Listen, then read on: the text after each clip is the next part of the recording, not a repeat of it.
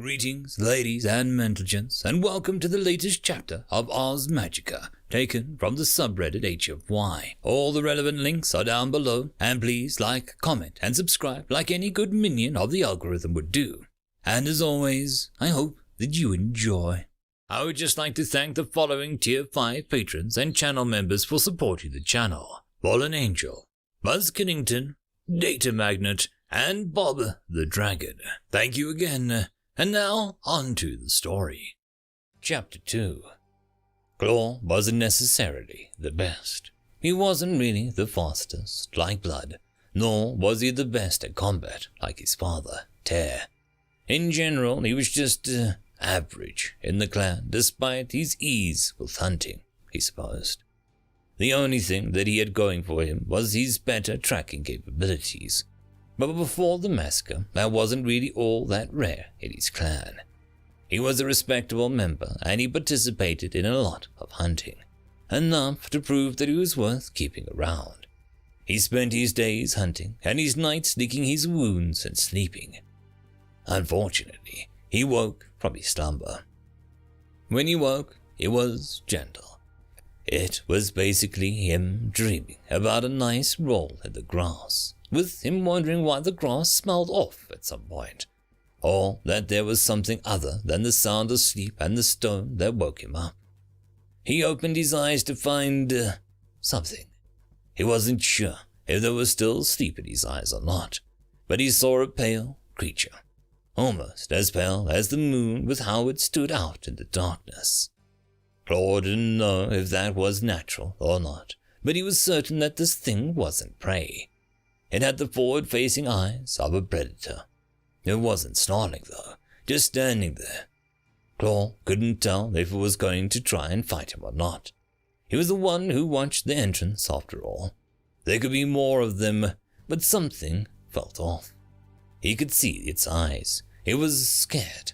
Probably just wandered in, looking for shelter. Claw snuffed and motioned towards the entrance before heading back to sleep. With any luck, whatever the thing was, it would tell its brethren that this was clan territory, and not to hunt around it. Knowing its size, it was probably just a carrion eater or something, so it might have that appearance because it was sickly. Better to let it leave than try and eat it. That was the first time he woke up that night. Unfortunately, he woke up a second time, and it was a lot more unpleasant than the first. His sister, Moon, was awake for the first time Claw woke up. She saw him let the prey get away, so she went and woke up their father, to state that he let potential food get away, so they both approached him and woke him up. When Claw came back from his slumber, imagining his place on top of the clan with cubs of his own, Tear had put his mouth around his throat and was squeezing. Claw could feel the fangs piercing him, and he stopped breathing for a couple seconds. "Father?" "Moon told me what you did," he growled. "You let prey get away from the clan. You have anything to say?" Tear slowly released some pressure on his son's throat. "It was sickly. I could have caused the clan to catch an illness," Claw rebuked. It was a fairly weak rebuttal, though. Most of the clan weren't cubs anymore. No longer would they get sick from a single piece of meat. They were strong now. Claw knew that. Tear knew that as well. "Do you question the strength of the clan?" Do you?" Claw turned his head to see Moon domineering him. "I was only thinking about the clan's health, not about its strength. My purpose was for caring, not questioning." Claw turned his head to look back at his father. Tear looked into his son's eyes, trying to find falsehood. Seeing none, he released Claw's throat. Claw noticed that Moon looked slightly sad about that. "But, father—" "Look, he had reasons for doing so. I respect his decision. I am clan leader. You have to at least respect that. Or do you want to end up like Tuft?" Moon winced. Even Claw winced. Tuft was no longer mentioned in the clan, with good reason. He had decided that the clan wasn't enough for him, and decided to join something called the Greens. The clan did not know if this was a rival clan or not, but they wished him the best. After a couple moons went by, Tuft came back with his new clan. The resulting battle nearly tore half of the clan apart, and Tuft was assumed to have died in the battle at Tear's paws. After that, no one spoke of Tuft, and Tear saw that. "All right, Dad, I'll see you in the morning," Moon huffed. She then turned around and went back to sleep at the far side of the home. Claw tried to settle back down to sleep, but Tear stopped him with a touch to his shoulders. "Is there something else?" Claw moved his head to meet his father's gaze. Tear's face, there was something in there. Some kind of sadness Claw hadn't seen before. "Son, you have to leave." "Why?" "You know how the ceremony's coming up." Claw knew about the ceremony. HIATUS was probably one of the more celebrated moments in a clan history. It was basically the only thing that ever celebrated besides good hunts. When the moon was its biggest, every wolf had a chance to become leader. It lasted for 3 days, each with some fights and large-scale hunts. "Yeah, what does it have to do with this? I think Moon is trying to kill you." How do you think? "If you're not there to fight, she can win without much effort. All that's mostly left of our clan are cubs anyways, and the ones that could fight are mostly dead or injured, unable to enter the ceremony. We must recover from our losses, and I don't think now's the time for ceremonial infighting. I'm soon going to give everyone notice. She's probably not going to like that, and I want you to leave before then. I do not want my children to fight, and for her to catch you unawares." "I can do it, though. I know you can. That's why I'm letting you go, just as my father let my brother go." Claw was confused. He had never heard of an uncle in his entire life, but he could tell that Tear wanted to continue, so he went quiet. "My brother was the best of my father's children, and I think everyone knew it. And when the time came to have him sent into the ceremony, he was not there.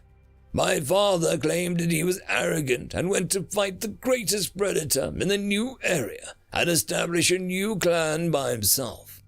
But I remember waking up the night before and seeing father send him away. I think that this is a secret tradition of the clan needed to do. I must send my strongest out into the world, otherwise the clan does not grow. Just as it might with you." Tear was silent for a while, only noticing that his son was staring at him. "Claw, you must go and start your own clan. Grow our traditions. Grow our people. Now this is going to be a final conversation I have with you. Goodbye, son." And with that, Tear leaned down, licked an ear, and went back to his sleeping spot, leaving Claw alone, without anyone nearby. Claw didn't really know what to think. Most of his life, he thought that he would be in the clan until he was too old, and his children would end him, thus absorbing his essence into their bodies, leading their clan into further greatness through wisdom. Now he was alone. The only thing that would accompany him now would be nature itself. The dripping water almost seemed to laugh at him. He growled softly at it, wishing that it would stay silent. He may have hated his father's decision, but he could see the wisdom in it. His sister had always fought against him when they were young. She was too much like her mother, not enough like their father. She might not even save the clan like he was supposed to, but something in him said that this was freeing. He wouldn't be stuck trying to bring his clan back to greatness from the brink that they had been thrust into. That responsibility would be laid upon his sister, not him. Now, he was his own leader, a proud member of a pack of one, a lone wolf, and with that last thought in his mind, he left home. His travels took him along the well-trodden rocky passages that many of his ancestors took before them. Many paths often led into the darkness and death pits. The massive caverns bid goodbye to him like an old friend, but he wasn't ready to leave. Not yet. He couldn't leave the regular way. Most likely, any activity outside that area might warn the other clans that this was their home, and they barely got away from the other fight to begin with. He may not have been a part of the clan anymore, but he still did not want his family harmed. He thought back to what he knew about the caverns. If he went right, he would pass through no more than 1 or 2 other caverns. That way was filled with freshwater lake, with lizards and nice fish near it. But that was the way to the entrance. It had no split paths that led away that didn't either join back in or lead to dead ends. He needed a new way. With that thought, he remembered something from a while ago, some warnings about purple lights. He didn't necessarily think clan tradition wasn't true, but maybe if he went that way, nobody would go after him, not even rival clans. So with hope in his heart, he went off to the beaten path and followed the light. It brought him through some unfamiliar terrain. Big cliffs with jagged edges, crumbling walkways that barely supported his width, and some of the insects he happily crunched before seeing the source of the light and a familiar face. Apparently, the purple light came from some capped plants that grew on the spacious cave. He never remembered seeing these kinds of plants grow before, but this was nothing new. Just a simple thing that some trees he saw already could do when it was dark. What was interesting, though, was the familiar face. It was the creature from the night before. It looked different, though. It was lying against the central pillar where they grew, but the thing was lying on its side, with a floor rock just laid out next to it. Where before it had looked pale as the moon, now it looked even paler, almost as grey as a fluff bird, and it wasn't that hard to see why. It had some capped plants at its mouth, and it was frothing like some who had sickness a while ago. Now, he didn't actually know what was happening to this thing, but he felt the need to at least do something for it. Without that creature, he probably wouldn't be here making it out on his own, hunting for himself. So remembering what their clan did for members that had sickness, he poured the central pillar where the capped plants grew to collect some moss that was hiding among them. They usually got the moss around regular capped plants or growing amongst the trees, but he figured this moss must be just as good. He then put the moss in the mouth and on its head, after which he surrounded it like he would a pup. He only hoped that with this, even if it didn't work, he did right by Onda, leader of all. With luck, this thing might lead it to others of its kind, and then it could have a feast, as long as they aren't as bad as this one. And with that, Claw once again fell asleep. End of chapter. And that, my friends, concludes this video. I hope that you enjoyed, and if you do, please consider supporting the author, even by popping over and leaving a thumbs up or a nice comment, just to show your appreciation for the story. However, if you wish to support this channel, there are links down below which will help immensely.